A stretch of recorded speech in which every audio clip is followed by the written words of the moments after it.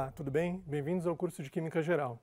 Bom, dando continuidade na nossa aula, nas aulas anteriores, nas últimas aulas, nós estudamos o equilíbrio iônico da água, o equilíbrio iônico de soluções de ácido e de base. Agora a gente continua ainda estudando equilíbrio iônico, no entanto, a gente vai considerar um outro sistema, ou outros compostos, que são conhecidos como sais pouco solúveis. Então a gente vai discutir um pouquinho a relação da solubilidade. A gente já falou em aulas anteriores, bem lá no início, quando a gente estava falando de soluções, que existiam algumas técnicas de como a gente poderia separar um elemento, né, que fizesse parte daquela mistura através da precipitação. Então hoje a gente consegue aprofundar um pouquinho mais, conhecendo essa relação, que é exatamente a questão da solubilidade de compostos pouco solúveis e como funciona esse equilíbrio em água. Então, o que a gente vai chamar de equilíbrio de solubilidade. Vamos pegar um exemplo que acho que talvez ajude mais ou fique mais fácil a compreensão a partir de um caso, né, para a gente poder estudar.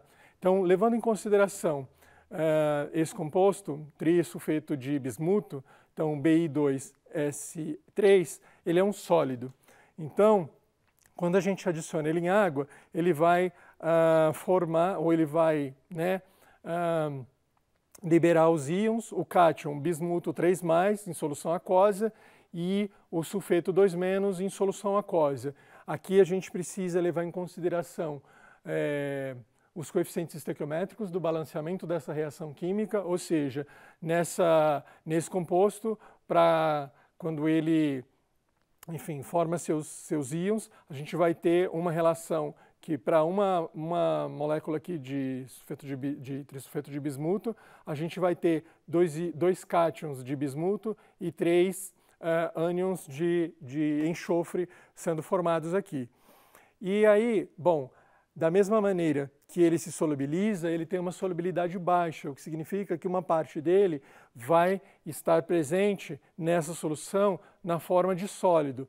Pensando macroscopicamente, é como se a gente fizesse essa mistura e no fundo do recipiente, do becker ou do copo, a gente pudesse notar uma quantidade do sólido que não se dissolveu, que está depositado ali no fundo. Então essa é a relação, né, que esse sólido tem nessa solução, formando os seus íons. E dependendo de como a gente pode controlar algumas variáveis, a gente pode alterar esse equilíbrio. A gente já viu algumas variáveis que a gente leva em consideração para o equilíbrio. Então, nesse caso aqui, para o sulfato de bismuto, a gente tem esse equilíbrio aqui, e a constante de equilíbrio dele, do produto de solubilidade, vai ser o produto das atividades. A gente pode fazer também e levar em consideração uma aproximação que essas atividades podem ser consideradas como as concentrações molares para essas espécies.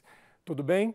Então, levando em consideração agora essas concentrações desses íons presentes, então, nessa solução desse sal, que ele tem uma solubilidade baixa, a gente vai fazer esse produto, então, das concentrações desses íons e vai obter o produto dessa solubilidade. Assim como a gente fez anteriormente para a água, que a gente obtinha o produto iônico da água, aqui a gente tem o produto de solubilidade para esses sais que são pouco solúveis. Tudo bem? Então, bom, é uma possibilidade de obter esse valor, né, de KPS, medindo essa variação dessa concentração molar para esses compostos. E quando essas soluções são saturadas, que significa que a gente vai ter lá no fundinho, né, do recipiente uma quantidade, ou seja, está no limite da solubilidade para esse determinado. Existem outros métodos mais avançados, e mais específicos para determinação, mas através dessas relações a gente consegue obter medidas muito confiáveis. A gente também pode recorrer a esses valores através de tabelas de solubilidade, ou seja, para cada um desses compostos, para determinada temperatura, isso é muito importante a gente enfatizar, que ela é específica para cada uma delas, a gente obtém esses valores. E nesse caso aqui, a gente vai chamar e vai expressar através da letra S, que vai ser chamada de solubilidade molar para esse composto. Nesse caso, a gente tem que a solubilidade para o bismuto é 6,5 vezes 10 a menos 5, sendo que a concentração molar dele é 6,5 vezes 10 a menos 5, ou micromols por litro, ou por litro a menos 1. Então aqui a gente tem um exemplo de uma tabela de produto de solubilidade que para todos esses compostos, aqui tem as fórmulas de cada um, né, especificamente, quais são os valores obtidos experimentalmente, e todos esses valores foram obtidos levando em consideração a temperatura de 25 graus Celsius. Em geral, a gente leva essa temperatura ambiente, né? Uma coisa para chamar atenção, em geral nos livros vocês conseguem encontrar essas tabelas. Se precisar recorrer ou necessitar dessas informações em outras condições, o que a gente tem, assim como quando a gente precisa de informação de um verbete, a gente recorre a um dicionário, no caso da química a gente tem um livro, ou seja, uma coletânea, na verdade, de material, onde tem tabelas para todas essas variáveis em diferentes condições e para diferentes variáveis, que é chamada de handbook. Em geral tem para fisicoquímica ou para alguma outra subárea. Então a gente pode recorrer a esse tipo de material e encontrar todas essas informações. Mas hoje você encontra isso disponível muito facilmente na internet, né? A coletânea dessas informações, dessas variáveis. Vamos pegar de novo um exemplo concreto aqui, onde para esse sistema o cromato de prata, a G2CrO4, que tem o valor de 65 micromol por litro, determinado em 25 graus. Esse valor, lembra que a gente pode recorrer das tabelas. E aqui o que está sendo pedido é para determinar o valor do produto de solubilidade para esse sal pouco solúvel, que é o cromato de prata, em 25 graus Celsius. Bom, inicialmente, então, o que a gente precisa fazer? Descrever o que está acontecendo no meu sistema. Lembra que lá no início do curso a gente chamou atenção para a questão das linguagens, da representação, ou seja, a gente vai recorrer a uma equação química que vai dar informações do que está acontecendo. Então a gente tem o cromato de prata na forma de sólido e ele está agora em solução aquosa, se dissociando e formando os íons, o cátion prata em solução aquosa, né? Aqui tem indicação, mais o ânion cromato em solução aquosa. Assim como eu falei que a gente precisa recorrer lá no início do curso nas equações, nas formas de representar tudo isso, a gente também tem que levar em consideração o balanceamento, a estequiometria dessa reação. Senão a gente vai ter problemas na hora de determinar o produto de solubilidade. Então, para o cromato de prata, nessa dissociação em equilíbrio, a gente vai formar dois íons prata e um íon, a relação estequiométrica equivalente de cromato. Essas substâncias iônicas, elas, dependendo, né, da quantidade que tiver disponível nessa solução, elas vão no sentido inverso formar o sólido e assim vão estabelecer esse equilíbrio.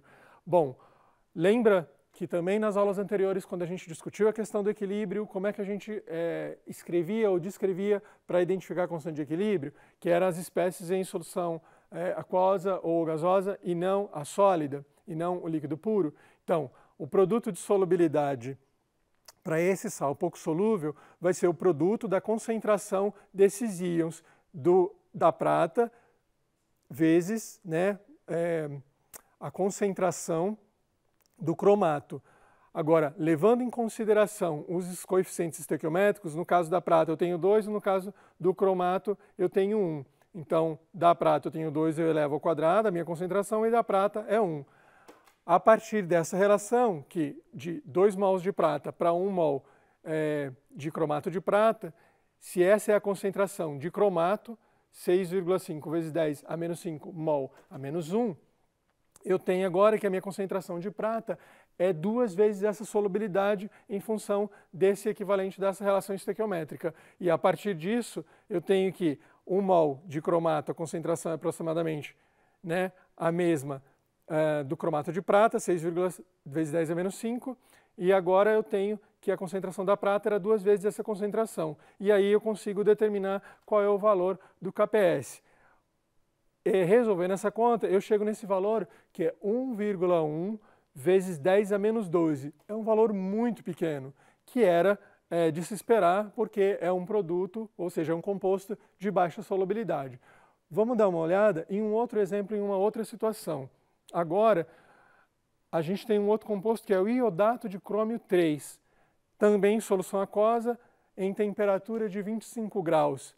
Da tabela, eu obtenho essa informação que o KPS dele é esse. E agora eu quero saber qual é a solubilidade, ou seja, qual é a concentração molar dessas espécies em 25 graus. De novo, preciso descrever qual é a reação química para dar informação do que está acontecendo no meu sistema. Então, o iodato de crômio 3 se dissociando, formando um cátion cromo 3 em solução aquosa e o ânion IO3- em solução aquosa. Pela relação estequiométrica, eu tenho um cromo para 3 iodatos. E aí eu vou fazer de novo a expressão do produto de solubilidade, lembrando que vão entrar apenas as espécies das concentrações aquosas, né? Porque o meu iodato de crômio, ele se encontra em fase sólida, então ele não faz parte do meu produto de solubilidade. Agora eu tenho, a partir da minha relação estequiométrica de 1 para 1, de cromo para cromato iodato de crômio, essa solubilidade é 1. E a relação de 3 IO3 para 1 de cromo, eu tenho essa relação de 3 da solubilidade. Fazendo então essas concentrações, eu vou chegar a esse valor, né, levando em consideração os coeficientes estequiométricos também, que eu elevei as minhas concentrações, eu chego a esse valor e obtenho que o valor da minha solubilidade, a partir do produto de solubilidade, é 0,021 mol por litro. Então a gente tem a gente explorou duas situações, duas condições, na qual uma eu determino o produto da solubilidade e na outra eu determino a concentração, né, e qual é a solubilidade de cada uma dessas espécies que faz parte desse meu sistema.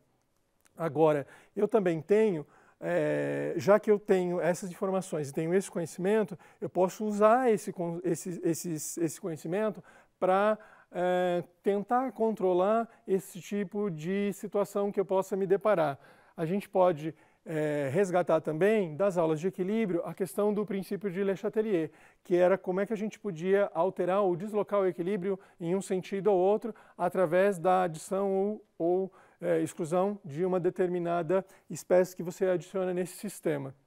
Nesse caso aqui, quando a gente vai adicionar um segundo sal, porque já que a gente tem essa substância em solução aquosa, eu vou adicionar um outro sal ou mesmo um ácido, só que tanto esse ácido como esse outro sal, essa segunda espécie que eu vou adicionar nesse meu sistema, um íon vai ser comum àquela espécie que já tinha naquele sistema, que a gente vai chamar então de íon comum, né? Porque ele vai estar presente tanto na espécie que já está no sistema, quanto na espécie que eu estou adicionando. Dando uma olhada aqui nessa representação, né? Nesse primeiro caso eu tenho, então, o meu sistema, e aí eu vou adicionar um segundo composto, e que um desses íons, ele é um íon comum. A adição desse íon comum, ele vai deslocar esse equilíbrio, ele vai fazer com que a solubilidade se altere. Neste caso, a solubilidade, ela vai ser diminuída.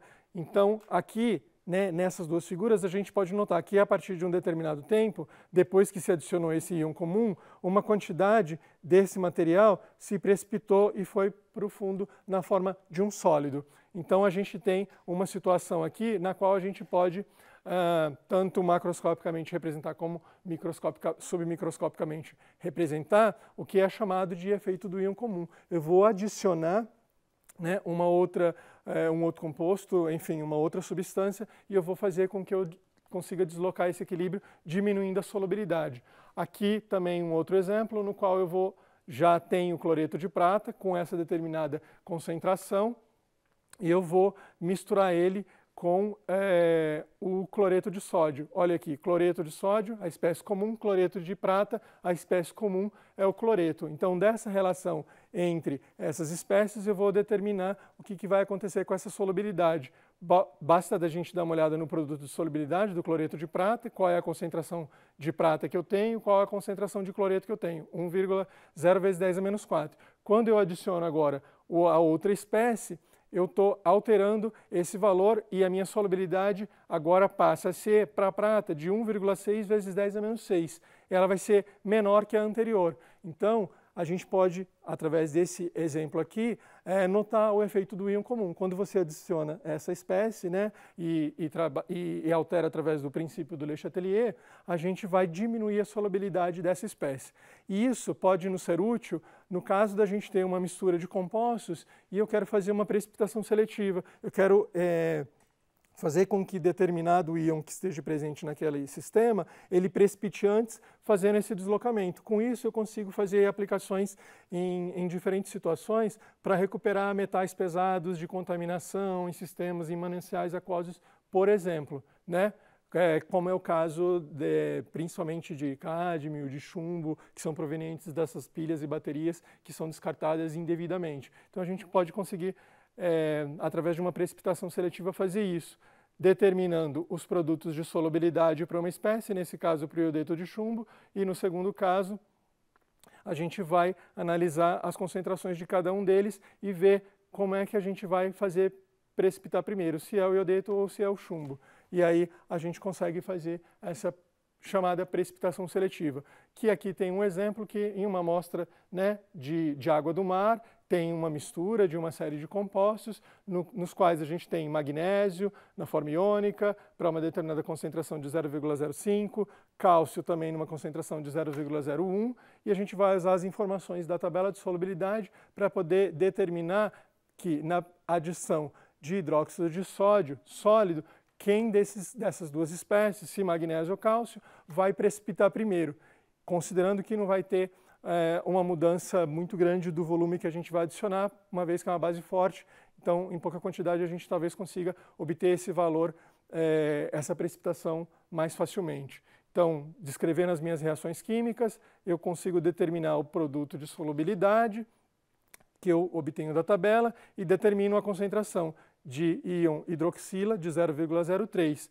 Fazendo o mesmo, né, a gente já fez para o cálcio, agora a gente vai fazer para o hidróxido de magnésio e eu vou determinar um valor de 1,5 vezes 10 a menos 5. E aí, fazendo essa relação entre os dois, eu vou chegar à informação de que a minha concentração de magnésio vai ter essa solubilidade e ela vai acabar precipitando primeiro em relação ao cálcio nesse exemplo.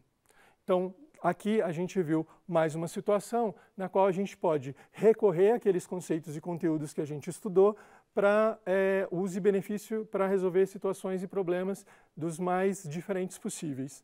Então, a sugestão é que vocês entrem lá no material, deem uma olhada no que está disponível para leitura ou outros vídeos para estudo, exercitem para ter uma clareza e poder aprofundar o entendimento desses conceitos. Até a próxima aula.